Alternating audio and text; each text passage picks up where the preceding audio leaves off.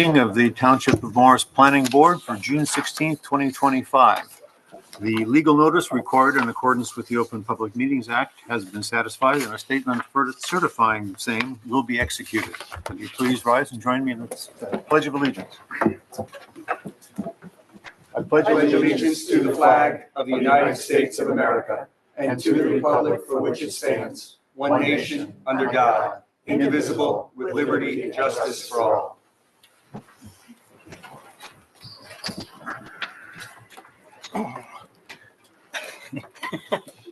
Sonia, could you call a roll, please? Here. I know. Hold on. Just a minute.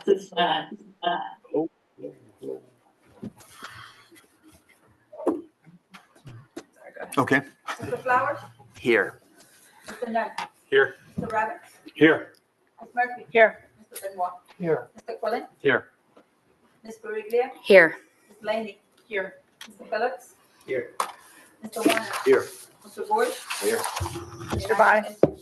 Mr. Vine? I hear. And I'm Sonia Santiago here. Never forget the chair. Okay, first order of business is the resolution for Morristown Motors. Yes, Mr. Chairman, that's, the board will recall that was an amended preliminary and final major site plan approval with bulk variances and design waivers, lot coverage ratio, landscaping, and delineation of parking stalls.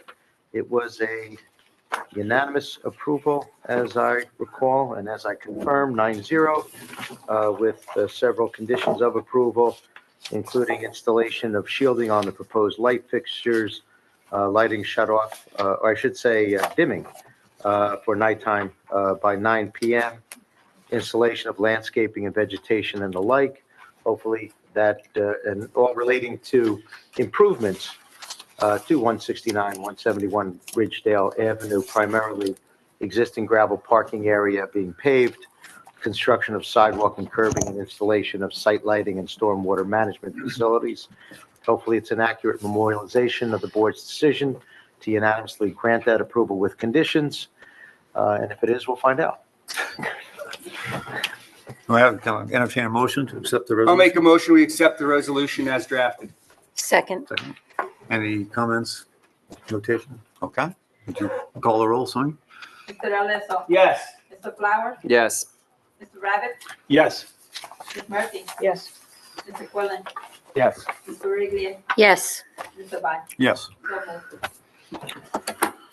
moved. Okay. Right, moving on, I guess to the next item on the agenda, we'll start to open up the public hearings. I had considered moving the agenda around, but I think we'll stick to the way it is printed. So next on is a public hearing on an application, PBO 525. Sonia, you want to introduce that for us? Yes, Mr. Chairman, this is PBO 5-25 Martin Suzanne Beston for minor subdivision, block 2702, lot 649B Sussex Avenue in the RA15 zone. Applicant proposes a minor subdivision to create one additional lot. Mr. Warner? I did have an opportunity to review the notice, found the content to be sufficient, found it to be timely served, certified mail on May 28th, published on May 15th, well more than, but it's certainly at least 10 days prior to this evening, so the board does have jurisdiction to hear and decide the application tonight. Back to you, Mr. Chairman. Okay. Is the applicant ready to proceed? Yeah, yes, Chairman. Thank you very much. My name's Craig Basong. I'm with the law firm Florio, Perucci, Steinhardt, Capelli, Tipton, and Tipton. I'm filling in for Larry Cali from Larry Cali Law Group. He's on vacation, so I've volunteered to step in this evening. As your counsel said, your jurisdiction notice has been provided. The application tonight is for a minor subdivision of an oversized lot. This is a completely conforming subdivision. So what that means is once the two lots are subdivided, if the board is so kind to grant their approval, both lots will be conforming in regards to all the setbacks, all the bulk variances, and everything that's required under your code. I only have one witness tonight, Harrison Bramy, who's the engineer who designed the subdivision. So unless there's any questions for me, I'll turn the floor over to him and call my first witness. And Mr. Chairman, with your permission, I'll swear him in as well as our board professionals. If all of you will raise your right hand, do all of you swear to God or affirm that the testimony you're about to give is the truth, the whole truth, and nothing but the truth? I do. Thank you all. Back to you, Mr. Chairman. Thank you. Summarize your qualifications. Yes, my name is Harrison Barany, last name B as in Bravo, Arany. I have my Bachelor's of Science from Rutgers University in Civil Engineering. I am licensed in the state of New Jersey in the profession of professional engineer. My license is current and in good standing. I have testified before this board before. Actually, my very first board was this board. And I've testified before numerous other boards in New Jersey, Plainfield, Newark, City of Summit, Short Hills, Milburn, among many others. But they all pale in comparison to Marsh Township. You never forget your first. No, Isn't that correct? I saved the recording. You know. Okay. I will accept the qualifications. So please proceed. Okay. So as mentioned, we are talking about the plans. Actually, the plans before you today I have are dated April 4th, 2025, just for reference. Revision B is labeled as a minor subdivision and preliminary and final lot grading plan. Mr. Brown, just for clarification, these plans have been provided to the board. There's been no changes from what was been provided previously. Okay. No. Yeah. Nothing's been changed. We don't need to mark them as an exhibit, as the board knows. Just please, when you're referring to different pages, different sheets, please just identify which one you're referring to. Absolutely. Sure. You can continue. Okay. So the subject property identified as block 2702, lot 6, mind our drawings, the numbers got flipped around for the block number, but it should be 2702, lot 6, is located on the corner of Sussex Avenue, which is a county road, 617, and Gaston Road. The existing lot has an area of 48,445 square feet, or just over an acre of land. We are located in the RA 15 single-family detached residential zone. And what we're proposing are both permitted uses to single-family homes. The existing home in size on the current lot is a little over 2,000 square feet in size. It has a driveway coming off of Sussex Avenue on the northwestern portion of the site, the portion of the site bordering Gaston Road. It's mainly a wooded area, a little bit of a dense vegetation, some dead trees there, a shed and a fence related to the subject property. And basically, I would like to flip to figure 2, which is the existing conditions plan. Just gives you a better picture of what exists there today. As you can see, a number of trees on site. And what we're proposing to do is looking to subdivide the lot into 2 conforming lots, and proposing conceptual building on the new lot, just to show you that it's conforming, what it would look like, where the driveway is going to be, that we're meeting setbacks, and how we've designated our lot lines as well. If I may, since I am talking about the subdivision, I would like to flip to, this is the proposed subdivision plan. I believe that was submitted. What page is that? Page 3? Figure 3? This is called sheet S1.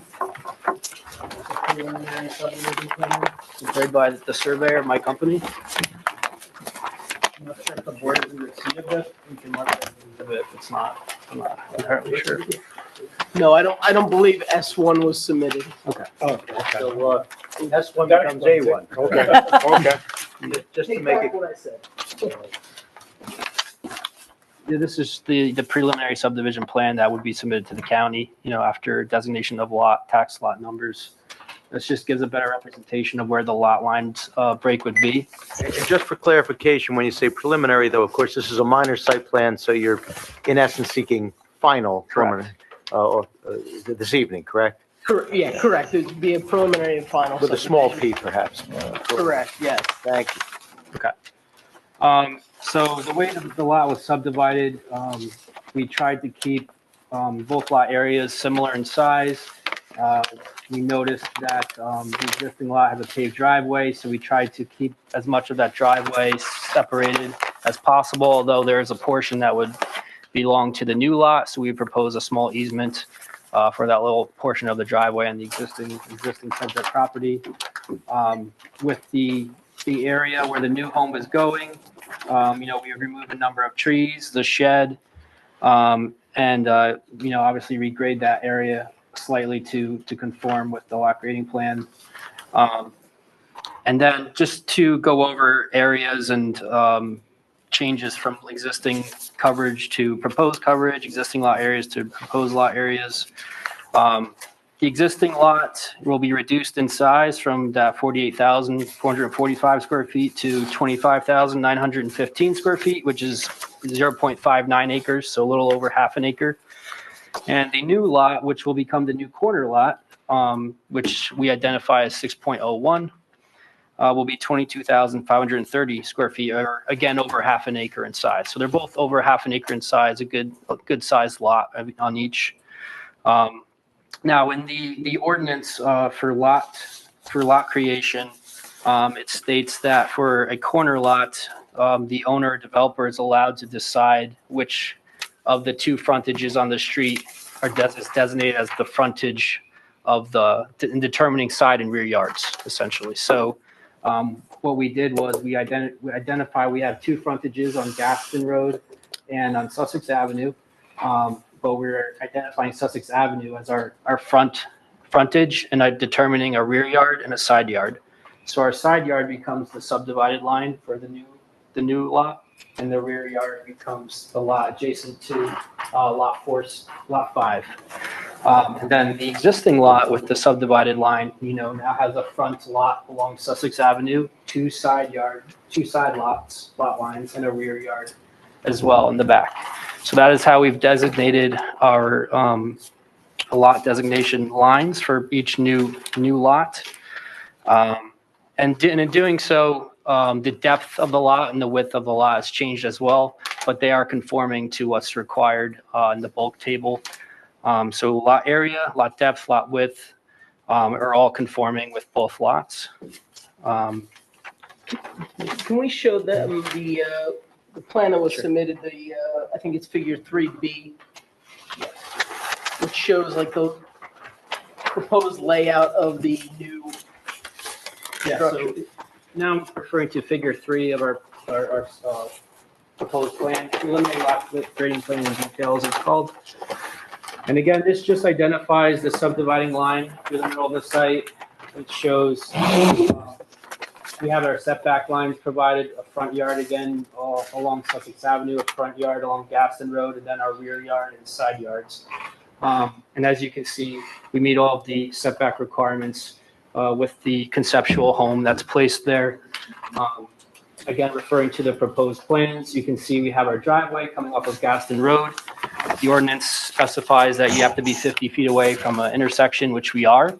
And we felt that Gaston Road was a better pick, you could say, for a driveway coming off rather than being on a county road, a more busy road. So we were acknowledging that as well. And as you can see, we are proposing dry wells. We're showing conceptually that dry wells will fit in that area. And should this plan be approved, the following set of plans, whoever may develop the site or build the house, the dry well design can conform to what we're proposing with the increased impervious coverage. And in the ordinance, it states that for every 1,000 square feet of extra or additional impervious coverage, you have to provide 250 cubic feet of storage. It's equivalent to 3 inches of rainfall. That's required for a lot grading plan. So we're showing where the dry well would go, dry well system, and that will be capturing, the roof runoff and potentially driveway runoff of that site. So it would be handled, all the stormwater management would be handled in that sense. I would like to go back to figure 2 that I had here. That's the existing conditions plan as well. And this plan, as I said before, identifies a number of trees on site. And due to the construction of the new home and the driveway, a number of trees would be proposed to be removed. And right now, we're showing a total of 43 trees to be removed. And the table here identifies all the trees within our limit of disturbance. The ones identified in red are the ones that are to be removed. And per the ordinance for tree replacement, which requires a tree replacement based on number of trees, 8 inches in diameter or caliber or greater in size, as well as the size of the tree, such as like a 24-inch to 30-inch tree may require 5 trees for every one that's to be removed. So there's basically two different requirements for tree replacement. And identifying the trees that were being removed with respect to health, if they're a dead tree or not, invasive species, or meet that caliber size. We are required to plant 26 new trees on our site. And we are doing that. If I may skip now to figure 4, which is the landscaping plan. And you can see we propose a number of arborvitaes, the Serbian spruce, juniper trees, and we did have a meeting, a TCC meeting, and one of the comments that was brought up was that with the replanting of the trees, we may disperse them on both lots, not just one single lot, so that we're not concentrating them all in one area. So we are doing that on these plans. Again, these are conceptual, so when the plan comes around, the location may alter slightly, but as you can see, there are still a great number of trees that are remaining on site, a good buffer from the street and the neighbors. And the locations that we've chosen also add additional buffering to not only the new lot we're proposing, but to the neighbor to the south. So the buffering there will increase and provide a nice screening there. And I'd like to point out again that we're not proposing any variances. We're meeting all setbacks, building coverage, improved lot coverage, building height. Again, we're conforming to the lot sizes, setback requirements, lot depth, lot width. And there's something else I wanted to point out as it's regards to the existing site. And I'm going to flip back. Apologize to figure 2. This was also discussed at the TCC meeting we had. Currently on our site, there's 4 monitoring wells that were discovered during a survey. And they're hard to see, but they're highlighted in yellow here. 1, 2, 3, 4, basically here. We did some investigation on why those are there. And basically, there's the gas station located across the street. And in 1999, they had a slight superficial spill, in which some of the gasoline traveled into the groundwater. And there's been an ongoing remedial investigation since. We've been trying to get in touch with the LSRP, who's been assigned to that case. For the benefit of the board members of the public, LSRP is? Licensed Site Remediation Professional. So essentially like a PE for environmental sites. We reached out to them and that company who had done the work. We didn't receive a response. And to our knowledge, the gentleman who was in charge never got back to us, nor I believe is his license valid anymore. It's no longer getting good standing or current. So to our knowledge, we reached out to the company. A new LSRP is being designated for that site. And we're going to be in constant touch with them just to decommission the wells, make sure nothing else is there. But I did have a chance to look at the report that company had prepared. And as long as none of the wells on our site are sentinel wells, which are wells between, they're kind of like a control well between the contamination and an offsite source. As long as they're not sentinel wells, we basically have the right to decommission our own wells after doing some further investigation. But again, we want to talk with the LSRP and the company doing the work, make sure there's no further investigation required and that they're properly decommissioned and closed out. So I just wanted to make the board known that is a scenario that's happening, but shouldn't withhold anything. I apologize, out of order, but with the chair's permission to put me back in order, would the applicant have any objection as a stipulated to condition of approval, should there be an approval, to providing our engineer with a copy of the report that was referred to and any follow-up communications so as to monitor, Yeah. no pun intended, the anticipated decommissioning of the wells? We have no objection to that. Thank you. And just so boards, just historically, these types of wells used to be handled by the DEP. The DEP turned that over to where the property owners need to hire their own LSRPs and write all these reports and everything, take off the responsibility of the DEP, and they provide everything. So where you used to have like a no further action letter, now it's the responsibility of the LSRP. So we will track them down. We're trying to be responsible to take care of that and get these wells decommissioned as long as they're not the sentinel wells. And that summarizes the monitoring wells really. I'd also like to point out that we did receive county approval for being located on a county road. So we do have that letter in hand that they have no objection to what we're proposing as well. And again, we did receive a letter, the TCC report dated April 3rd, 2025. Dated April 16th, 2025 from our meeting. And we have no objections to making any of the additional changes. I know we've made a bunch of them already, and maybe there's one or two additional that we have to do.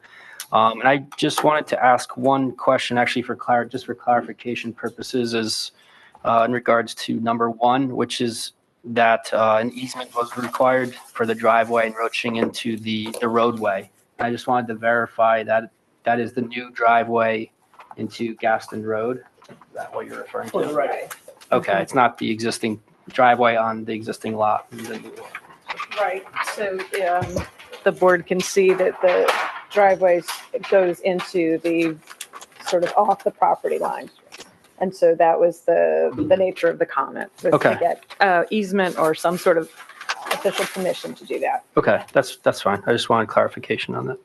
We have no problem with the making that a condition of approval, because that's something we'd have to go to the mayor and council to get permission for.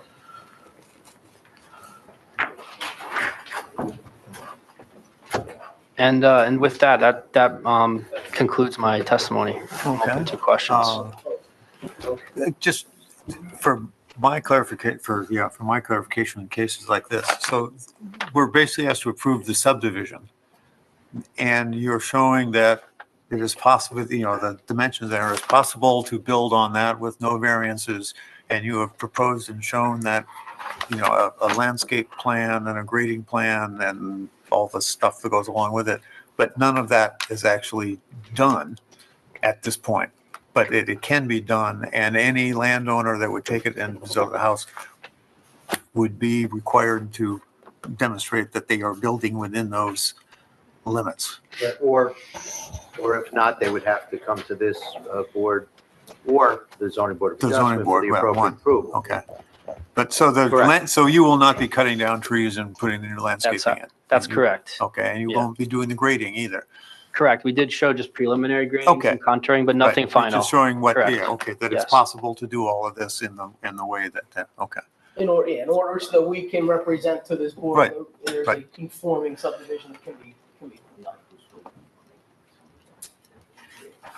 Yeah, so the home to be constructed at a later date Right. will receive a zoning permit approval and a lot grading Okay, approval from my office. okay. It's the. Or well, if variances are identified, The they'll be tree back. planting again, and we've gone over this before, I just want to make sure, is that once this becomes a single-family lot, then it technically is subject to different conditions than the tree ordinance for subdivisions and all that, right? I mean, the new tree planting ordinance is for, legacy flat houses is, the no more than X number of trees in 5 years or whatever. Correct. And without the replacement necessarily. So a question is, if this is subdivided in a new lot, does this fall into that, or does it fall under, as is represented here, meeting the requirements of the the standing ordinance for a minor site plan? I think we'd refer to the tree replacement requirements of this approval. Right. and then any additional would be treated as a new building lot. So if the application to construct the new home for zoning and lot grading triggers additional disturbances, and that's shown here, Okay, those will be supplemented in and addressed separately. Mr. Chairman, yes. I have a question for Steve. Shouldn't there be some kind of specific condition that when whoever buys this lot and decides they want to build has to follow what is approved, or else they have to come back? And I'm really concerned about the tree situation and the grading. You've already spent the time and effort to lay that out in a thoughtful way that shows it can be done within the two lots. We don't want that work to get lost. So is there some way that we can put a condition that says the new owner has to follow what was approved in this subdivision agreement? I'm asking the question. I don't know. No, I seem to recall we did that on the recent application to subdivide the lot up on the, Egbert. no, not No. Egbert, on the one up, where was it? Jones. I'm hearing Jones. Jones. Yeah. I think to the extent, well, perhaps part of what would be appropriate is any tree removal that's going to be for the purpose of siting the new home should first supplement the screening to the adjacent properties as this applicant is showing. And perhaps that's part of the condition, is that the tree replacement on the lot grading permit that comes later should first supplement the adjacent, the subdivision line and the neighbors on Gaston, as was shown in their Right. exhibit. Right, to bolster Right, that, right. because the Great. intent here is to provide that screening specifically to those neighbors that are being impacted by the subdivision, by the creation of the home. I've just got a follow-up question on that because it does raise a point in my mind. According to what we heard in testimony was that we did, the newly created lot that's going to be built on doesn't have to put all 26 trees on their lot. It can be dispersed. So how is that going to be managed? I mean, so you have the original lot, right? That's going to now have some number of new trees on it. How's that going to work?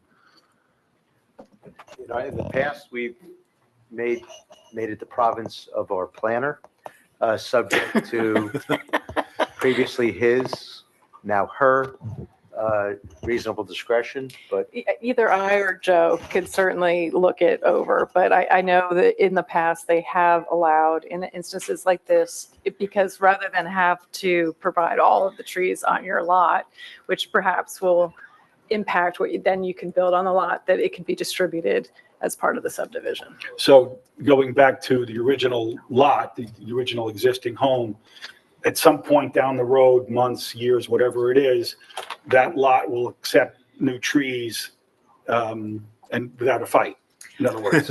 They They're are doing here it, yeah, tonight right. stipulating that they will. Okay, Yeah. no, I just want to make sure. Right? They are the applicant Right. tonight, so Right. they understand that they are offering to accept some Some of the and not all 26. of those trees. Yeah. Right. Okay, whether to be they- determined later. Whether think- they choose to specify that to be only those that are shown on this exhibit here tonight. Right. I mean, whether that 5, 7, whatever that is of the total number, or if they're more agreeable to that number changing. Okay. So Well, my no. question remains, how do we assure we're approving this subdivision with some conditions? How do we assure that the new owner, once there is a new owner, follows the conditions that were approved for the subdivision? That's my question. well, one way you can do that is to get a stipulation from the applicant or impose it, since it would be reasonable, in my opinion, if you didn't get the stipulation, that either the resolution or the operable conditions, the applicable conditions be recorded in a deed restriction so that they're in the Yeah. county clerk's office, and any subsequent purchaser is on actual, not just constructive notice of what those conditions are. So that's how they can be, you can ensure they're made aware of them. So the new owner would be made aware of what's already been approved, and if they don't agree to do that, What's in the chain of title, I would assume they can't get a lot grading permit, correct? so we can hold Okay. the permits or something, okay? Okay. Right, I mean, one of those, I think, one of those parts of this approval being the designation of the front, the front yards and the rear and side yards to create the building envelope that we're approving, right? Because that's right. if you were, if the Yeah. next, if the next purchaser decides to orient the property differently, they may be able to come for a zoning permit with a different configuration that doesn't trigger a variance, but does trigger a disconnect from this approval. So, And likewise, it could change the number of trees that are being removed. exactly. Change that whole Right. calculation. It's like, this is all just a conceptual layout in order to show that it can be done as a conforming subdivision. Just want You some might have a continuity. future owner that decides they want to go Yeah. outside that and come before for, a variance, which could change the whole calculation. Yeah, I just wanted to make sure that that the new lot would be subject to the tree replacement ordinance, this one, and not the somewhat more relaxed one that, second one that's been just recently adopted for legacy single family lots. yeah. I'd hate to think that we could subdivide and make a single family lot, subdivide, create a new lot, and then have it not subject to the tree removal ordinance. So that's, and whatever that, because it could be a different number of trees, different location and all that. So it's not actually this exact number, but that it's subject to that ordinance and not the separate one Yeah. recently enacted discussing single family homes. And I'd just like to add that the plans that we prepared, the location and number of trees that are to be removed, should whoever buy the property and develop it, remove additional trees, we don't want that to be like a burden on the existing lot 6. Since we are sharing number of trees, we don't want, I'm going to cut down 4 more trees. Well, then now I have to put more on your property. So we don't want that to be a condition like as well. If they're going to follow the plan, that's what they're going to do. The applicant would stipulate to the deed restriction with respect to the conditions of approval? Absolutely, yes. Okay, and whether or not this would constitute a legacy lot for purposes of the tree replacement ordinance, we could spell out clearly that it does not. Right. So that it's not subject to misinterpretation of the ordinance. Right. That would work. Yes. I still am confused. So if the plan that you submitted shows that some of the replacement trees will be placed on the first lot, on the lot that's has frontage along Sussex Avenue, driveway on Sussex, how will that be enforced in the future when the grading and tree removal starts on the second lot?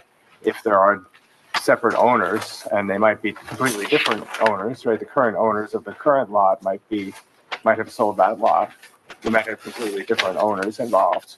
How would you enforce that plan against the owners of the original lot? So that's what we're saying, it would become a deed restriction, and what would happen is, I would presume there's also going to be a restriction that unless you have resolution compliance, a certificate of occupancy would not be issued for the construction of the new house. Would you So need that a would be deed restriction something on the first lot also then? That would have to be something that would then, they would be forced to work something out between the two owners, whether it's the current owner, the new owner on the new lot, or two completely new owners, because of it being a deed restriction. Yeah, and The enforcement will be through my desk, through my office. the recordation of the conditions within the deed restriction would relate to both lots, run with both lots, Oh, of okay, course, good. That's what I was irrespective thinking. of owners. Okay, thank you. Sure. So to the extent that the applicant wishes to identify an upper limit to the replacement that they'll participate in, I think that would be based on the current plan. It was 24?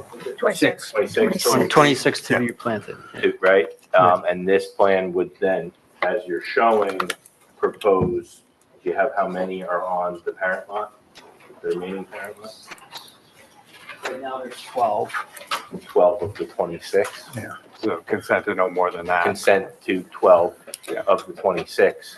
and if less, then proportionally Proportional. That sounds good. would protect the current applicant and the future buyer of the existing dwelling lot.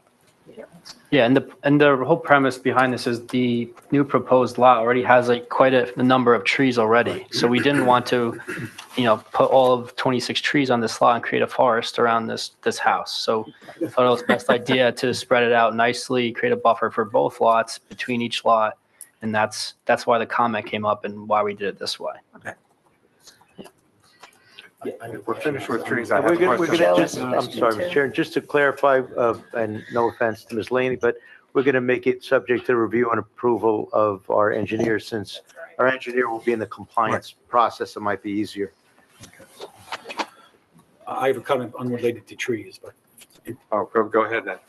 you guys, Well, Mr. Olesso? Oh, I'm unless- with George on this. I'm concerned that the applicant sells after the subdivision, the applicant sells their lot, and the new owner and the owner of the house that's being built are not friends.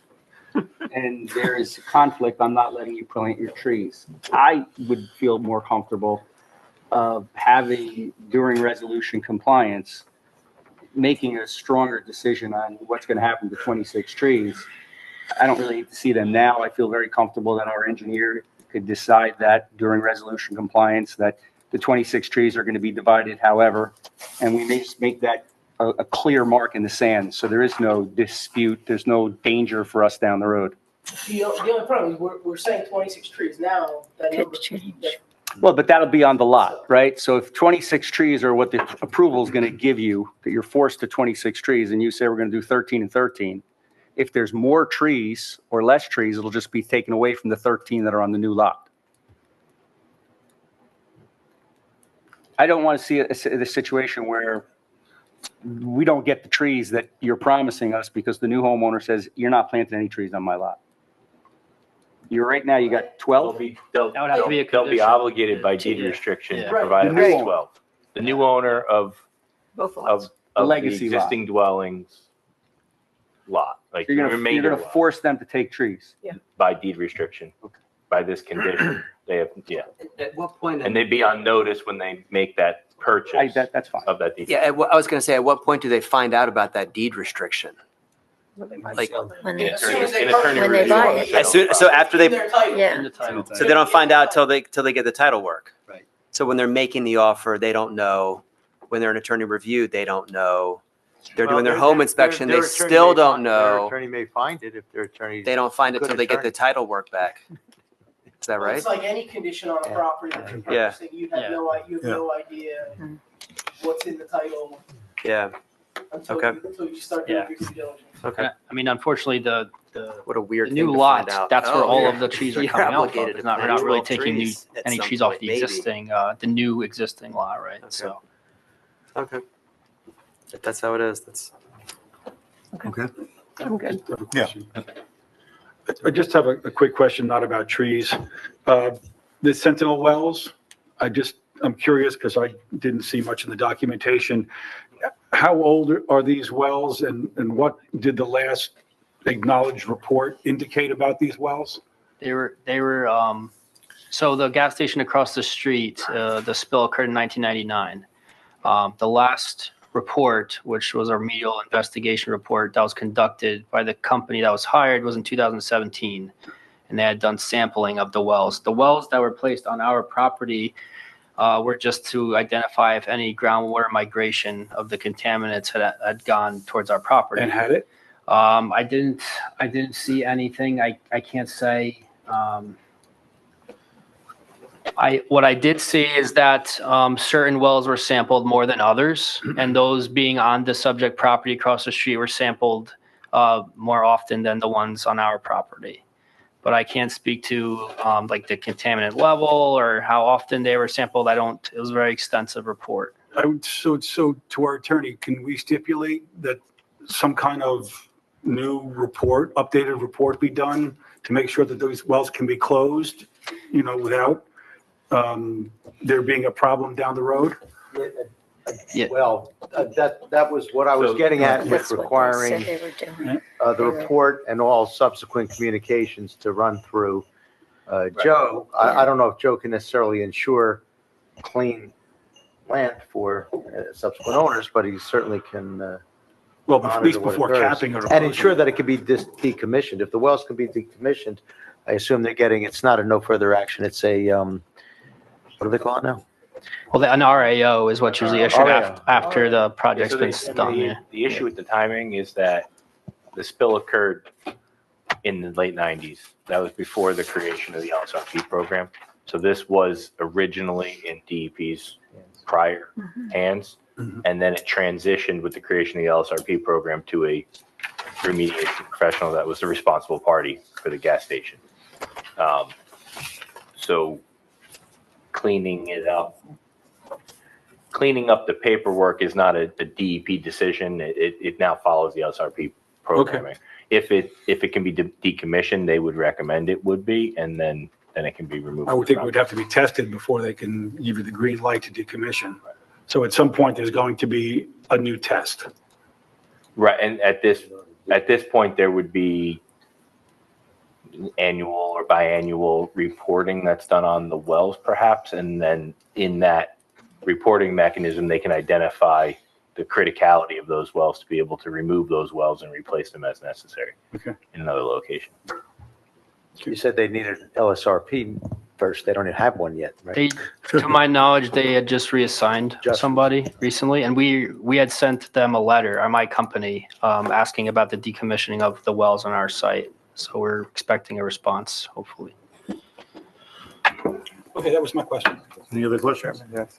I have a question about the easement for the driveway on the parent lot and why it was decided to draw the lot line so that easement was necessary. So the location of the lot line, moving it over, it would have taken, I can't say how much square footage, but it was taken into consideration that way. And I believe moving it over the 10 feet, the 8 feet that it is, it would make the lots, we tried to make them as even as possible, essentially. So in doing so, the new lot would be much shorter and might affect, where our envelope would be for our home. So we felt that it was something that, as well too, as you see the location of the paved area, we felt that taking that small piece of the paved area away, there still is ample room for someone to maneuver in the paved area, and shouldn't for some reason in the future they want to remove that piece of asphalt or paved area. There's still ample room for a car to maneuver in that area. So yeah, it was really to keep a good balance between the sites. We didn't want to have a curved line. We want to make, perpendicular line to lot lines.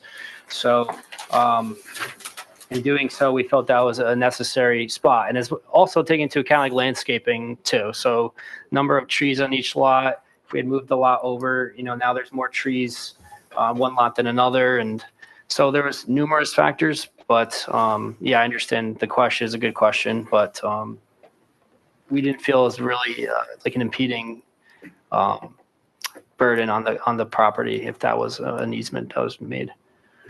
Yes, Mr. Warner. I kind of wonder whether it would affect the saleability of the lot more than moving the lot line would. Yeah, but maybe along similar lines, I was going to ask if there would still be a sufficient side yard setback. I think that, oh no, that's a rear yard now, isn't it? That's a rear yard. That's a side yard. Corner lot, yeah. Okay. Would there still be a sufficient setback if there was a jut out or jog or what have you, so that pavement was on the parent lot rather than on the So it would be encroaching on the proposed new lot? right. So eliminating that easement and moving it, it would generate a 30-foot side yard setback essentially from the side of the house. Right now it's 38, so taking away 8 feet would be 30 feet. What's the And, 25? I'm sorry. What's the Requirement? minimum requirement? It's 20, and 20. 50 for combined. So it'll only be one side yard, 20 feet. It's certainly, not a perfectly configured lot. I'll defer to planners on that. If you were to offset the proposed boundary line to run tangent to the pavement, does that create a substandard lot area on the proposed lot?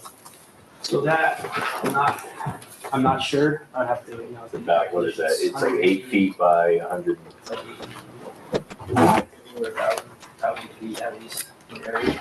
It probably went, because these are 15,000 square foot minimum lots, right? Right. So I don't think we'd be anywhere close. Yeah, they're over the 15,000 square feet. Mr. Chairman, Yes. I don't think that small easement for the corner of the driveway is going to be a determining factor in someone purchasing that property. And Doesn't look like it and really it's the interferes. applicants, It's putting going to it be, in. If it's going to be affecting anybody, it's visible gonna to be them. whomever the buyer is, and they're going to know that the easement is there. Right. It's like we have easements on our properties all the time for drainage and driveways and whatever. So to me, it's just like a no big deal. Yeah, they clearly considered different alternatives and decided that this was the best from their point of view, and I don't see that it's terrible. They want the cure to be worse than the disease. I'd much prefer to see a straight True. line, yes. And if I I do, may- I like that, they're more or less the equal sized lots, I think makes sense. And down the road, if it became an impediment to sale, they could remove the driveway and take the deed restriction away. Revegetate. That's true. And if I may, the proposed lot, if we were to move it, the lot line 8 feet in, they're now losing 8 feet more of like a potential backyard space. So that Right. right now, it already That's is a a lot of space. narrow space that they can use for kids or doing something. If we were to move that lot closer, they would lose 8 feet of that available space. That's another reason. Any other questions? Oh, yeah, Mr. Lesso. I have one for Mr. Warner. This could be in material. I'm just going through the application. The first page of the application is the owner's consent. It looks like the attorney signed for the owner, and wouldn't that normally be required to have a letter from the owner letting us know that I guess an authorized representative can make all signatures? In the other pages of the application, he signs as an authorized representative. I don't know, that's a big deal. I just hate to see somebody appeal this down the road because of something silly like somebody signed something the wrong way. I mean, I've seen attorneys sign as authorized, 100% agree, On behalf but of- usually not on the owner's consent, uh, unless it says so, that he's signing as the authorized representative. is there someone?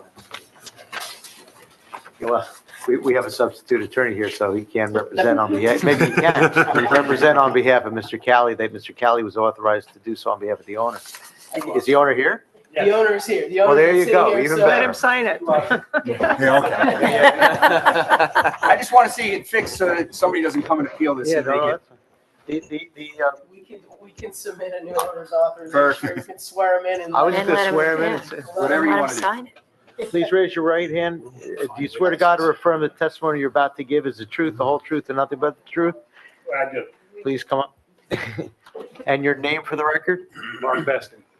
And also, someone's with you. Can you raise your right hand? Do you swear to God to affirm the testimony you're about to give is the truth, the whole truth, and nothing but the truth? Thank you. And your name is? Suzanne Beston. Okay. And can you both testify sequentially that Mr. Cali was authorized to consent to the application, and moreover, that you actually directly consent to the application and would adhere to all the conditions of approval should the board approve the application?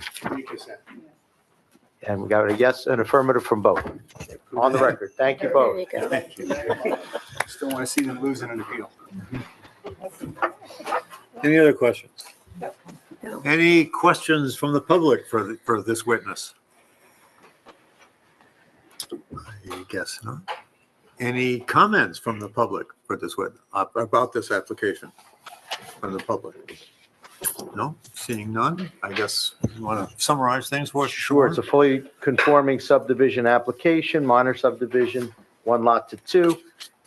And you heard numerous conditions of approval. Many are set forth in the TCC memo prepared by Ms. Laney, April 16. Chief Nunn had no comments with respect to the fire department report, and same with respect to the site review report, site inspection committee report.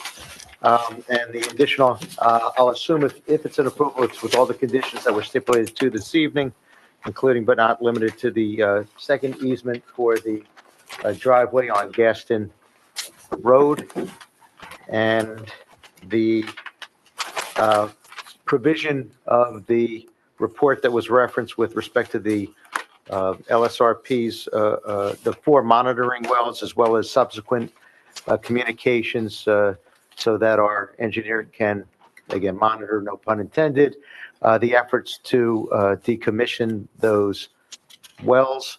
The tree removal will be dispersed as between the 2 lots as testified to, again, subject to the review and approval of our engineer. There'll be a deed restriction for all conditions of approval, as well as the designation of the front, rear, and side yard lots for the respective lots. That deed restriction will apply to both lots, and will be recorded in the county clerk's office, subject to my review and approval prior thereto.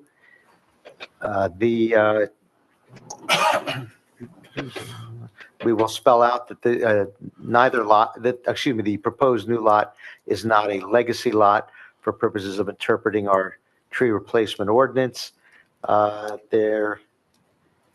see. I think that's about it. We'll have an upper, no, we won't. We didn't agree. We didn't go there. Never mind. I think that's everything. Do you agree? Agree. Okay. Well, it'll be better worded in the actual resolution of approval, I promise. We'll be the judge of that. I don't know that it could be much worse. No more self-deprecation, at least for the time being. I'll entertain a motion on this application. Mr. Chairman, I'll make a motion. We approve this application with the conditions set forth by our attorney. I'll second. Yeah, I did do public comment. Yes. I'll second. Second. Could you call the roll, please? Mr. Alessa, Yes. Mr. Flower, Yes. Mr. Nunn, Yes. Mr. Rabbit, Yes. Ms. Murphy, Yes. Mr. Benoit, Yeah. Mr. Quillen, Yes. Mr. Revia, Yes. Mr. Bond. Yes. So moved. Thank you very much for Thank you. the exhibit that we marked. I'll we take leave it here, yes, Yeah. please, thank you.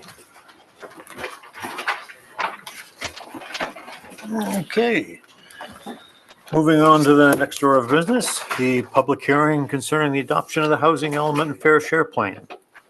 Mr. Warner, do you want to set that up for us? Certainly, Mr. It's on.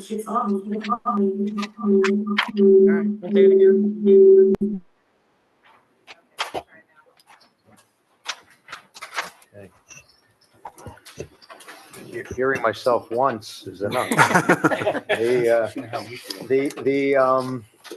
Yes, I'd be happy to tee it up, Mr. Chairman.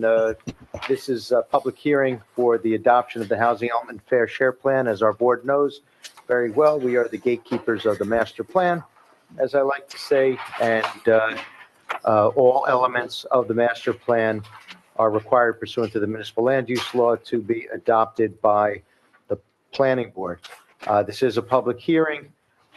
Ms. Laney, our planner, will be providing the testimony with respect to the Housing Element and Fair Share Plan. And at the conclusion, after any questions or comments by any members of the public, and if I understand correctly, Mr. Chairman, it was your desire to await Ms. Laney finishing the presentation and then inviting members of the public to either ask questions and or make comments. I can swear members of the public in the event they wish to make comment in addition to or in lieu of questioning at once at the end of the presentation. This is not only a master plan element, but it is also a part of our municipality's fourth round fair share plan and our ongoing Mount Laurel affordable housing obligations. Just very quickly, I promise. Our township has always been fully voluntarily compliant with our constitutional Mount Laurel affordable housing obligations through the first, second, and now third. The third round is still ongoing. We have about 2 weeks left through June 30th, when the fourth round will start. This housing element fair share plan is focused on the fourth round obligation. We are continuing to operate under a third round housing element fair share plan that was adopted by the board in a final judgment of compliance and repose in 2018, confirming our continued compliance as a township with our affordable housing obligation through the third round. We remain immune from builders' remedy lawsuits because of that voluntary compliance. We did also have in 2022, Fair Share Housing Center filed a declaratory judgment action that ultimately was resolved with a settlement providing for a 100% affordable housing project on Ketch Road, which is also part of our third round obligation and is referenced in the plan. And we did have an amendment to our Fair Housing Act back in March of 2024. I will not go through all that took place since then, but in a general sense, we did have an obligation that was initially set forth, our prospective need obligation initially set forth by the Department of Community Affairs was at 571 units. We proposed a prospective need obligation much less of 308 units for our fourth round being the 10 years from July 1, 2025 through June 30, 2035. Pleased to remind everyone that through a negotiation process before the Affordable Housing Dispute Resolution Program, we resulted in a prospective need obligation for the fourth round of 375 units, almost 200 units below that which was initially set by the Department of Community Affairs.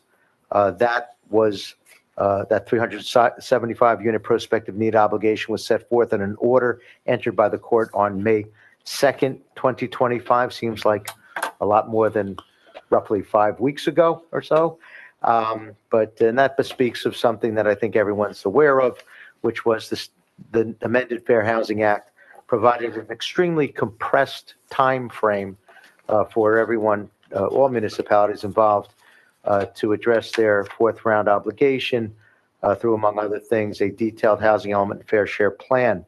I'm pleased to say that because of the great work of our planners, seated to my right and one might be behind me, we have a fourth round housing element fair share plan that was extensively worked on and put together. And I will let Ms. Laney explain that. But I think out of an abundance of caution, since it is a public hearing, I should swear Ms. Laney in. Yes. So if she'll raise her right hand, do you swear to God or affirm that the testimony you're about to give is the truth, the whole truth, and nothing but the truth? I do. Thank you very much. And with the chair's permission, if you can explain the fourth round affordable housing and continue to move the mic away from me, please. Thank you. Yeah, the hook. Thank you, Steve. So I will do my best to explain everything that I can. But just, I'm going to go through some things that are maybe old hat to some board members, but just for the sake of the record and this presentation, that we are in our fourth round. There were 3 previous rounds. We call them rounds because that's what COA called them, the Council on Affordable Housing, which no longer exists, but we continue to use that nomenclature. So we're dealing with our 2025 to 2035 obligation, which, as Steve indicated, is subject to the amended Fair Housing Act. This is the first round, subject to the new rules. So again, as Steve said, I'm not going to really go through this very, very extensively, but there was in the actual act strict deadlines by date, October 20th, 2024, this X has to happen. And it's a fairly extensive and regimented time frame that has 9 steps. And we are nearing step 6.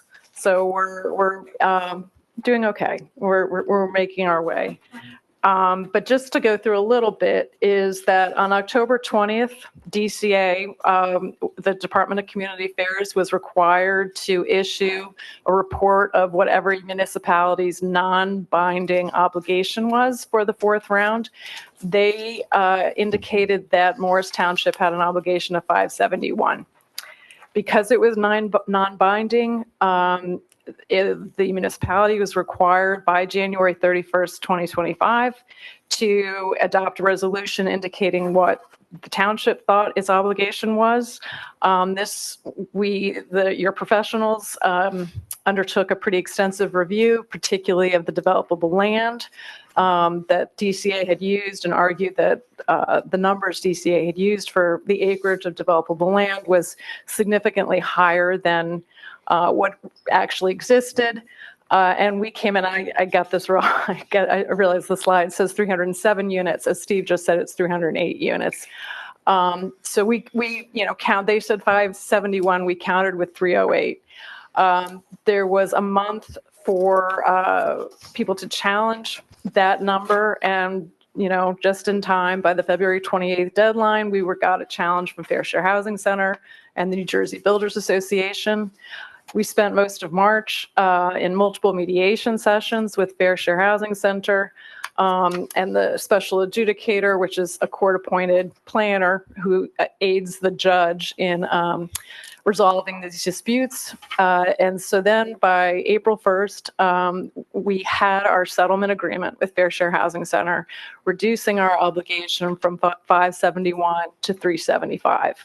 And the Builders Association essentially acquiesced to whatever our settlement was with Fair Share Housing Center.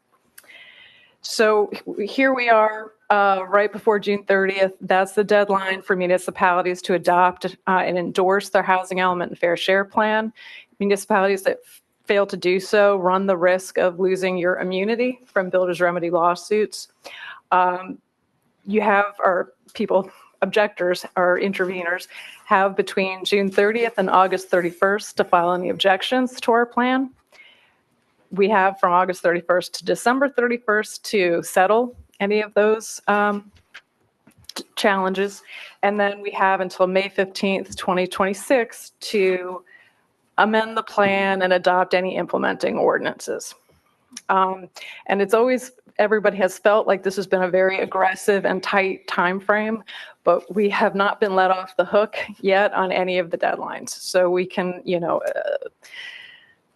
I think, safely assume that we are going to be held to these deadlines, because that is, as I said, for the first 6 of the 9 steps, we have been held to the deadlines. So again, I'm just going to go through. We settled with Fair Share Housing Center that we had an obligation, a prospective need within the next 10 years to provide 375 affordable units.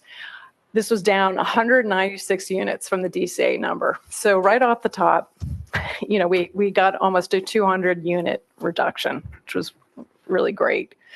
And we contemplated 2 potential options. Option A was to seek a vacant land adjustment, which is what we had done in the 3rd round, which was to essentially maintain that we didn't have enough developable land to provide our, to meet our obligation. And we would argue that, there was not enough vacant land to accommodate our obligation. And option B was that we would actually try to, or attempt to meet that 375 units obligation.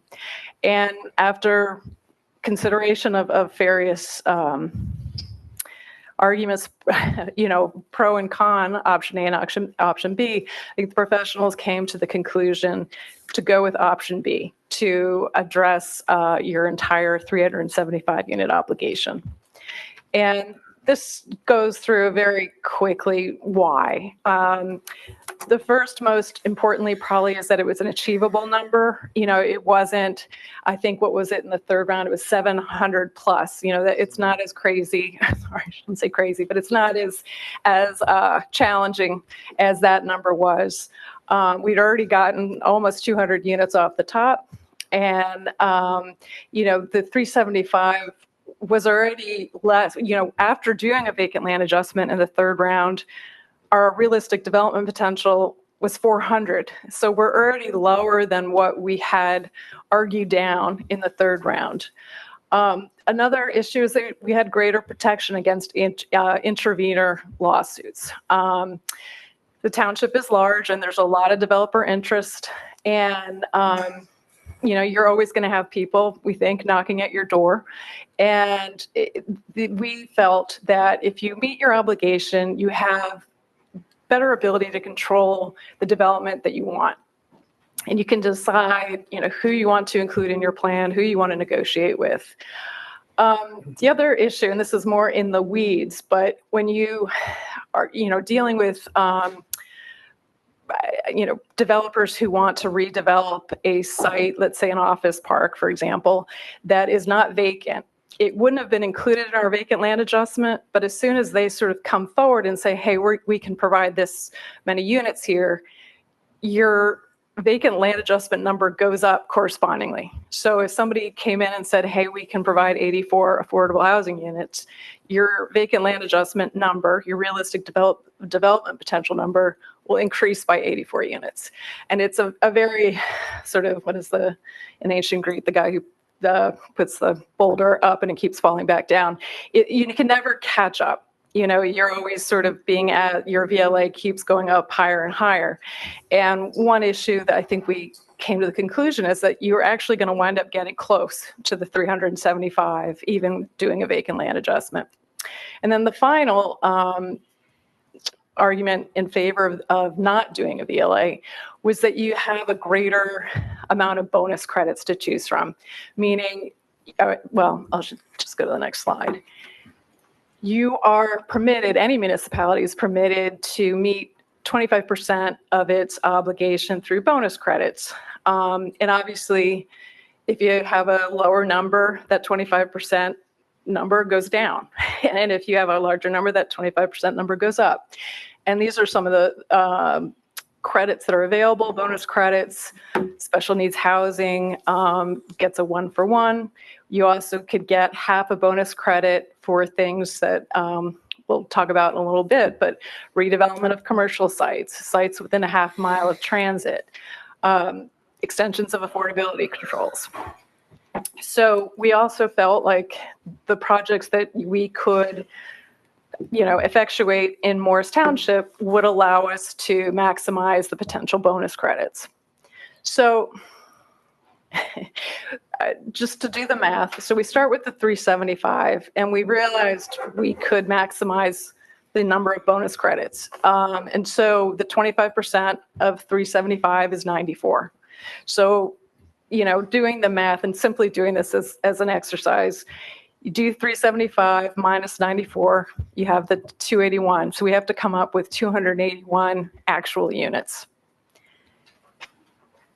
So the township, through the tax assessor's office and the administrator's office, has been working on an extension of affordability controls program with existing affordable housing developments in the township.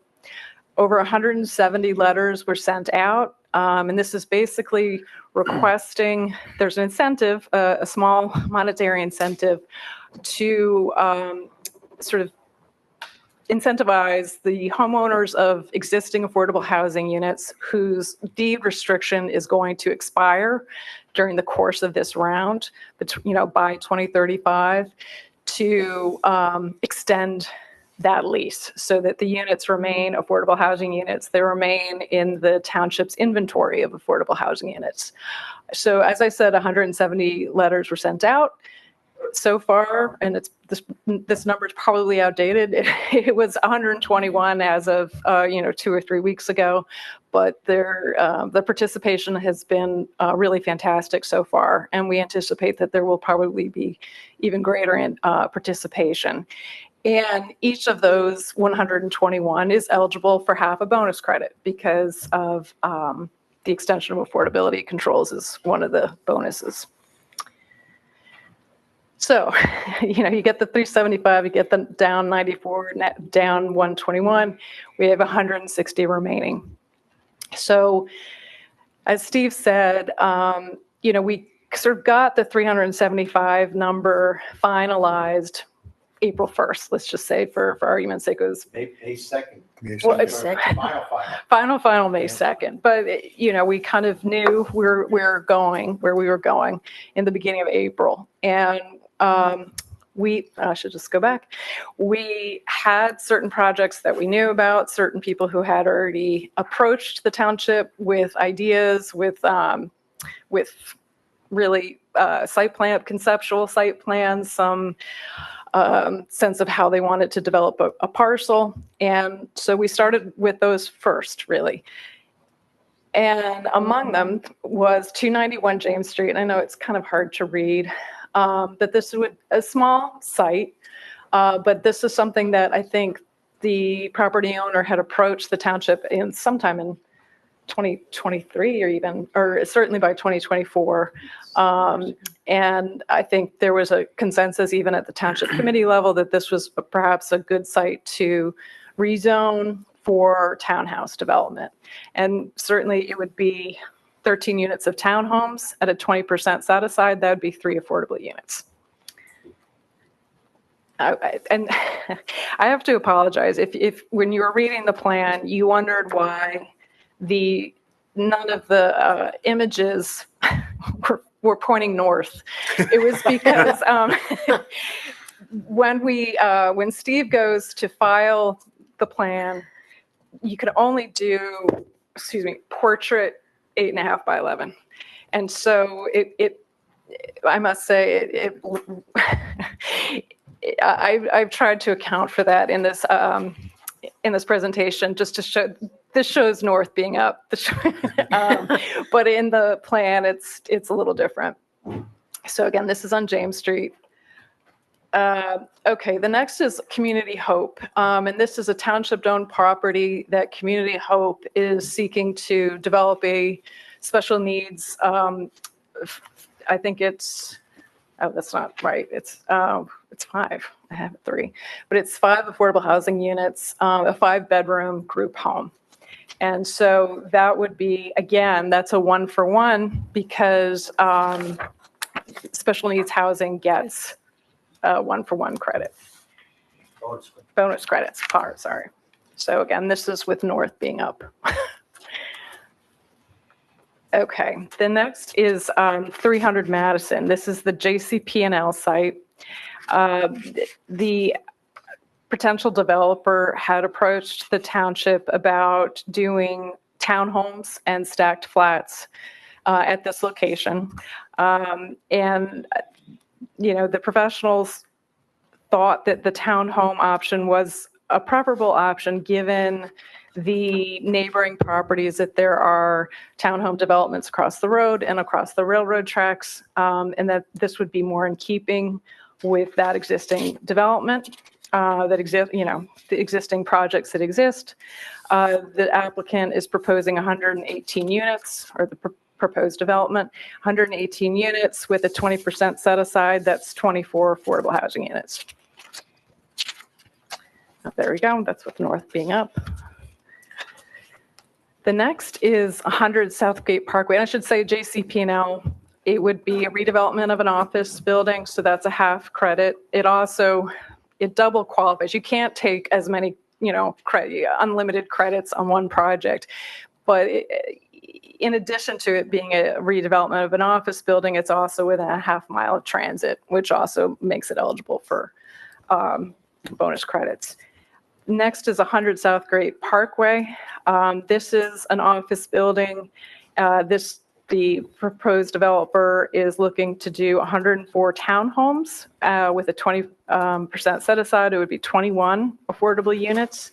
This would all be townhouses.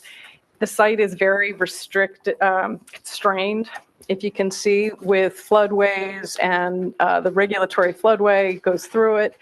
But I think the professionals liked the idea that it was townhomes because of the neighboring properties are more low density residential and more townhomes. So that seemed like an appropriate, building type. Okay, the next is 60 Columbia Road. Let's see, yeah. This is north going up. And so this again is an office building. And this is the most dense project that we are including in our plan.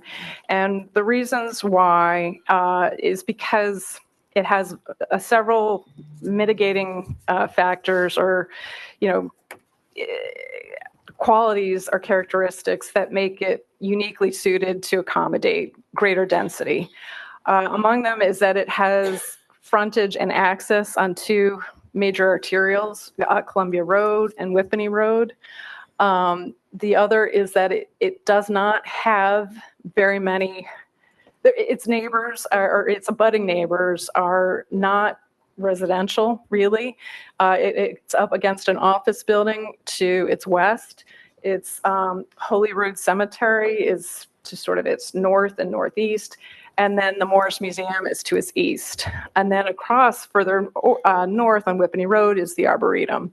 So those are some of the characteristics. The other characteristic is that the topography is such that the site sort of declines or decreases in elevation by about 20 feet between the front of the property and the rear of the property. So we thought that, there's a potential for some greater density that would be less visually impactful than it may have a greater impact on another type of site or in another location. But we thought here it actually was okay for all of these different reasons that I'm discussing. So of the units that the proposed developer is proposing, 84 would be affordable units. Okay. Next is Rabbinical College campus. And this is on Sussex Avenue.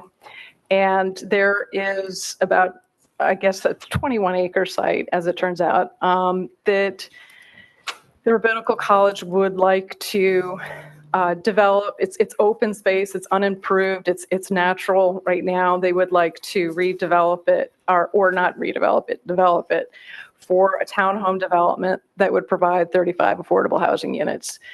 This also had some sort of extra qualities that I think that was appealing to the township.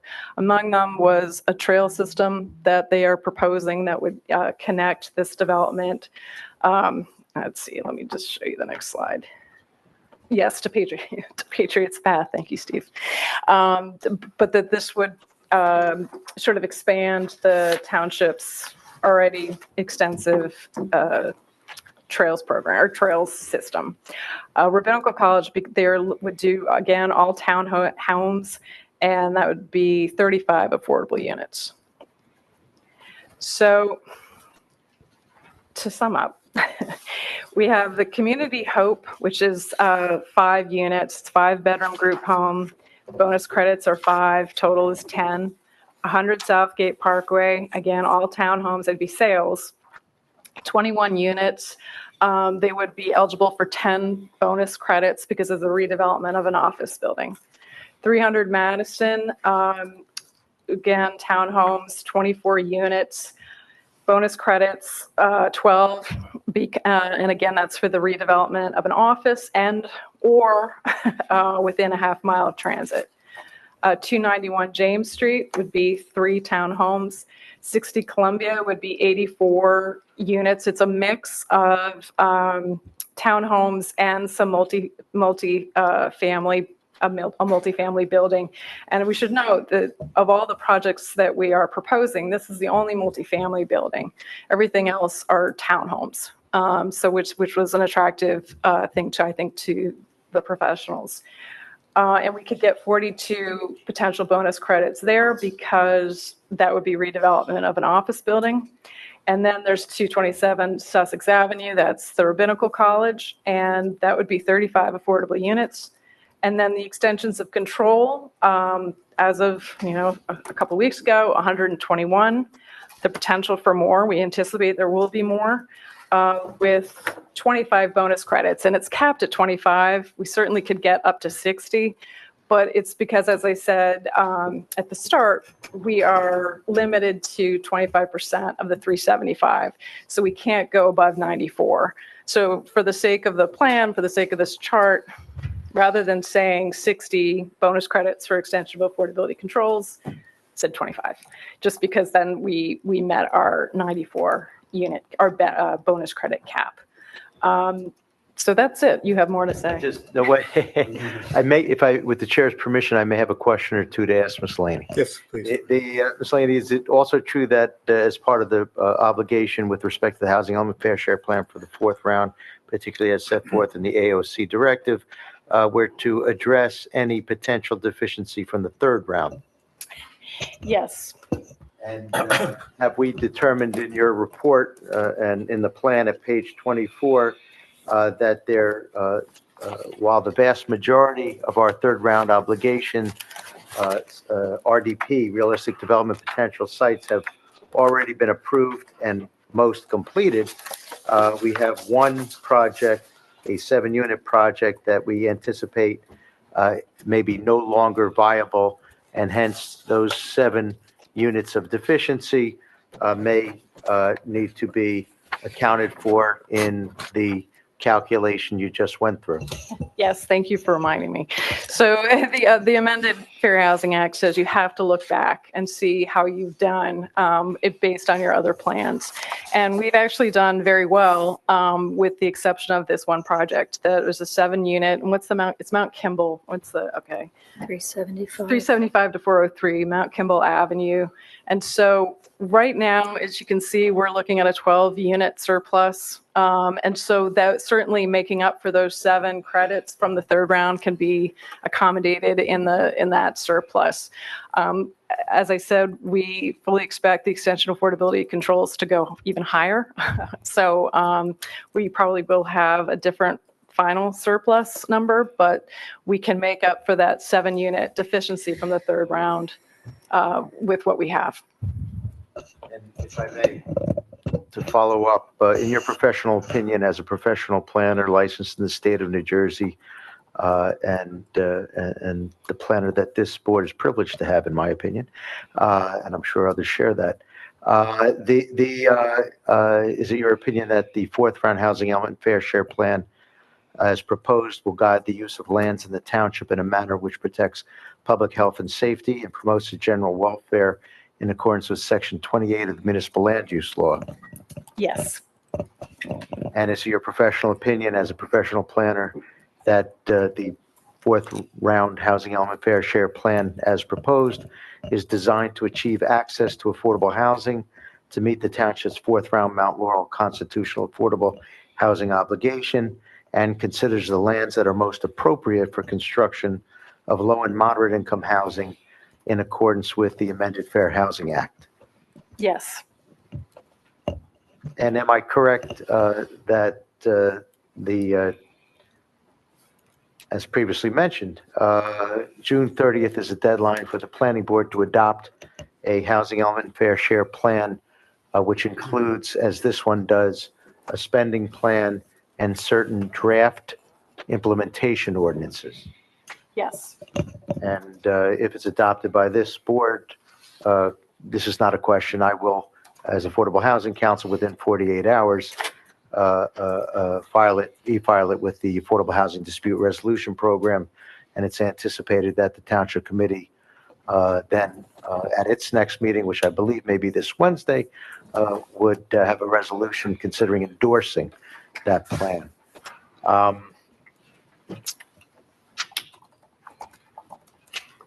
Also, well, actually, I'll strike that. Did you have anything else you wanted to say with respect to the Housing Element Fair Share Plan as drafted and proposed for consideration by the planning board?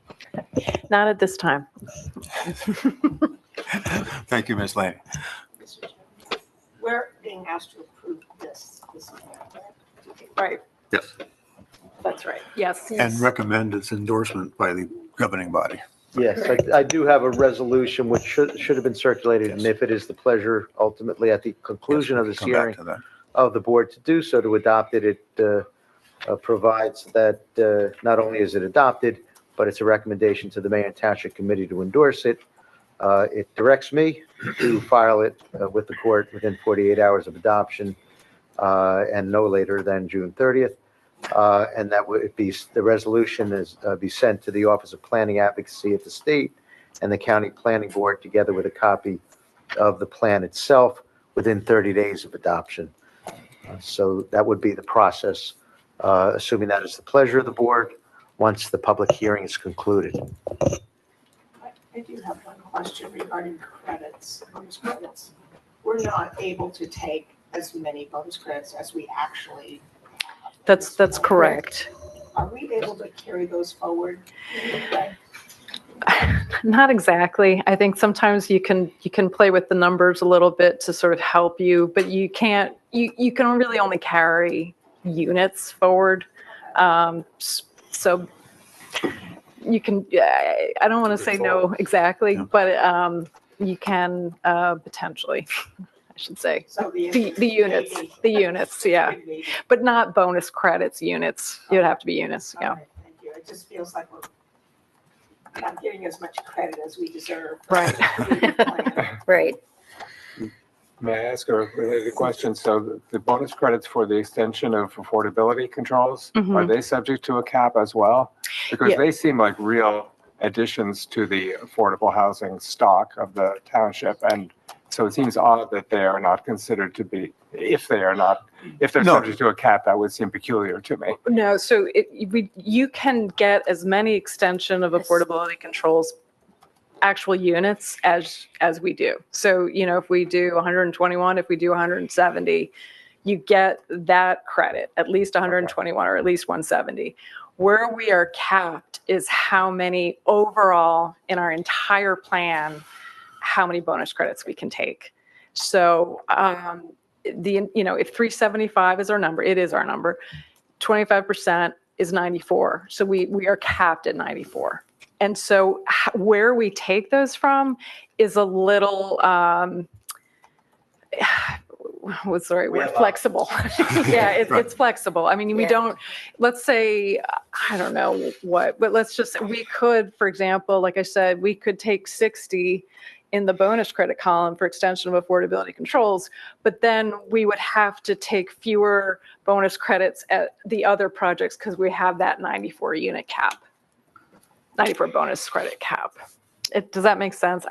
Yeah. So I guess what I'm saying is, it seems to me extending an affordability control is not exactly something that it's like a bonus on top of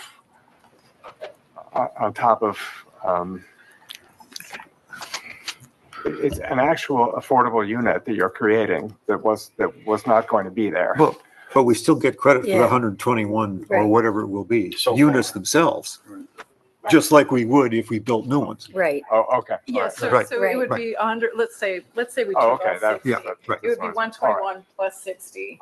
Yeah. All right. Yeah.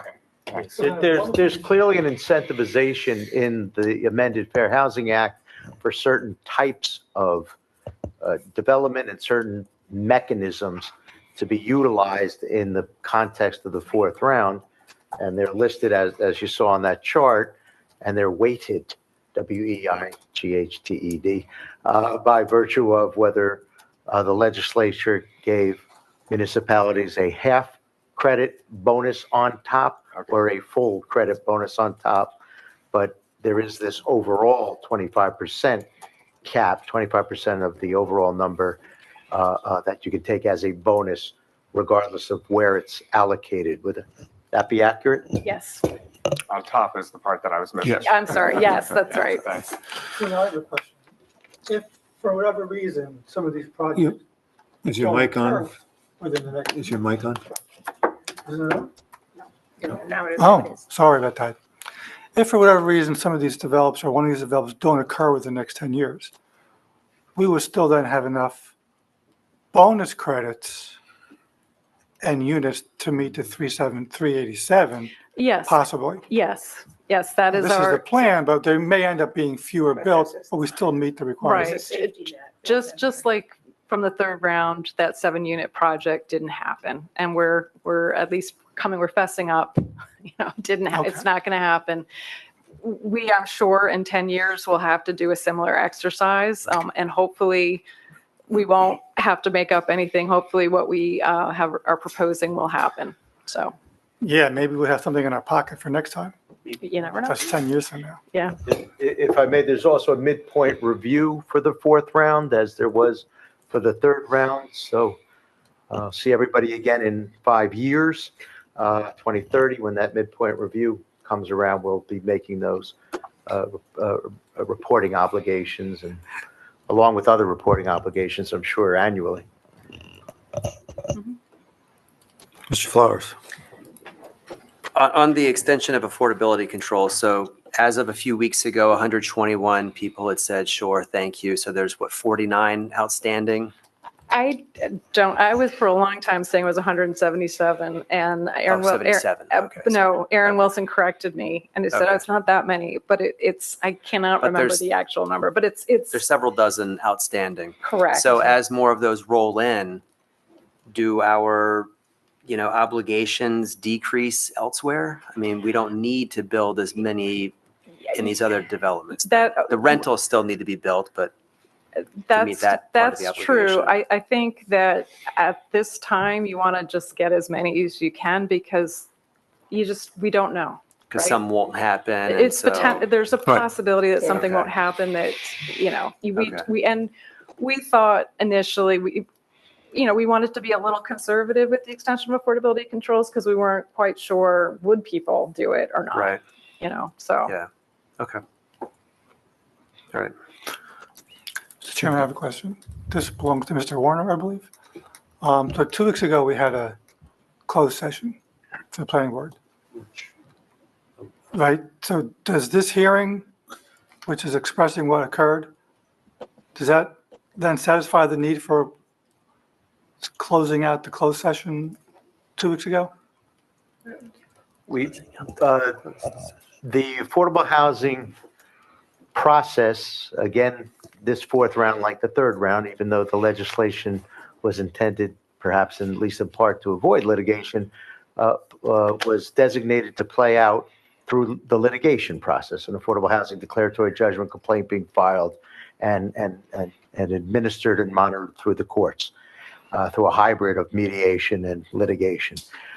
Hence, all municipalities participating had the right to have executive sessions to discuss a plan in its developmental stages in the context of litigation privilege communications being one of the statutory exceptions in the Open Public Meeting Act, allowing for closed and executive sessions.